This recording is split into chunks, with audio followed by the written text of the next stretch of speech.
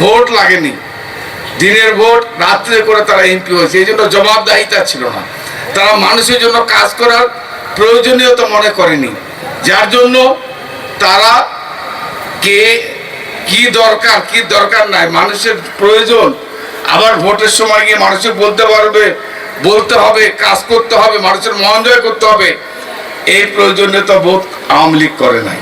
তাই আমরা মনে করি যে বর্তমান তারেক রহমানের সরকার, আমাদের নেতা ক্ষমতা গ্রহণের পর থেকে যে সমস্ত প্রতিশ্রুতিগুলো বাংলাদেশের মানুষকে দিয়েছিলেন আপনারা নিশ্চয়ই অবগত আছেন। ফ্যামিলি কার্ড, কৃষি কার্ড, খাল খনন শুরু করে এমন কোনো প্রতিশ্রুতি নাই যেগুলো বাস্তবায়িত হচ্ছে না। আমি মনে করি যেহেতু উনি প্রধানমন্ত্রী হয়ে এই যে এখানে মন্ত্রী সাহেবরা আছেন, আমি তো জানি কোনো মন্ত্রী ঘুমাতে পারে না, ওনাদেরকে প্রতি সপ্তাহ এক মাসে হোক তাদেরকে মন্ত্রণালয়ের বিষয় প্রধানমন্ত্রীকে অবগত করতে হয়, এবং প্রধানমন্ত্রী খুঁটিনাটি যখন যেটা প্রয়োজন প্রতিটা মন্ত্রণালয়ের মন্ত্রীরা, আমার তো মনে রাত থেকে ঘুমায় না, এবং আমি বিশ্বাস করি এই ধারা অব্যাহত যদি থাকে আগামী দিনে বাংলাদেশের মানুষের ভাগ্যের পরিবর্তন হতে সময় লাগবে না। এবং তারেক রহমানের চিন্তা চেতনা, উনি লন্ডনে ছিলেন ঠিকই, উনি যে জ্ঞান যে অভিজ্ঞতা অর্জন করেছেন, এই জ্ঞান আর এই অভিজ্ঞতা বাংলাদেশের মানুষের কল্যাণের জন্য আজকে প্রয়োগ করছেন।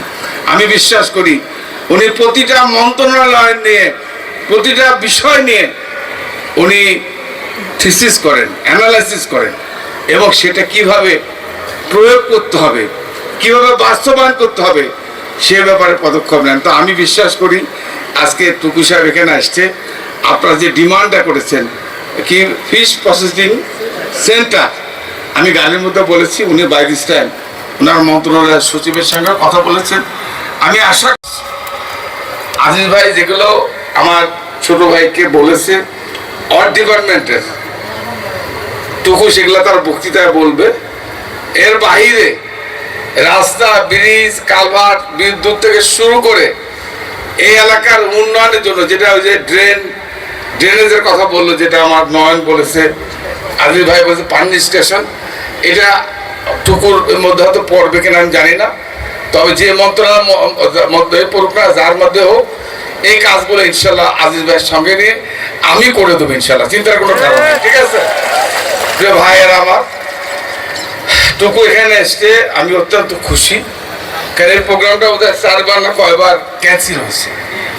এই প্রোগ্রামটা হবে কি হবে না একটা দুশ্চিন্তা ছিলাম। আজকেও টুকু যখন রিং দিলাম বলে ভাই রওনা দিইনি, তার চিন্তা গেল কখন রওনা দেবে আর কখন আসবে। যাই হোক, আল্লাহ রহমতে সেই সময় মতো এখানে এসছে। তো আমি আপনাদেরকে যেটা বলতে চাই, টুকু ছোট ভাই হলো, আমি তাকে ব্রিফ করেছি, কারণ এই চলন বিল হচ্ছে রাজশাহী, নাটোর, সিরাজগঞ্জ, পাবনা, বগুড়া, এই 4-5টা জেলা মিলে না চলন বিল। এই চলন বিল হচ্ছে এই এলাকার, এই এলাকা না বাংলাদেশের মধ্যে একটা গুরুত্বপূর্ণ একটা বিল, যে বিলে প্রতি বছর অসংখ্য মানুষ নৌকাডুবিতে মারা যেত। এখন পরিবেশ সময়ের কারণে পরিবর্তন হয়েছে, এখন হয়তোবা আগে যেরকম পথ ছিল না, পানি ছিল পথ, এখন রাস্তাঘাট এত বেশি হয়ে গেছে, এখন সে অবস্থা নেই। তবে চলন বিলের সেই নাম এখনো আছে। এখানে শত শত টন মাছ উৎপন্ন হয়, এবং আমি মনে করি পরিকল্পনার অভাবে আমি বিশ্বাস করি এই বিলের মাছ দিয়ে বাংলাদেশের আমার মনে হয় অর্ধেক চাহিদা পূরণ করা যাবে। কি আমি ঠিক বললাম কিনা বলেন? এই চলন বিলের মাছ একসময় কলকাতায় গেছে, একসময় ভারতের রাজধানী দিল্লিতে গেছে, আর এখন তো ঢাকা যায়।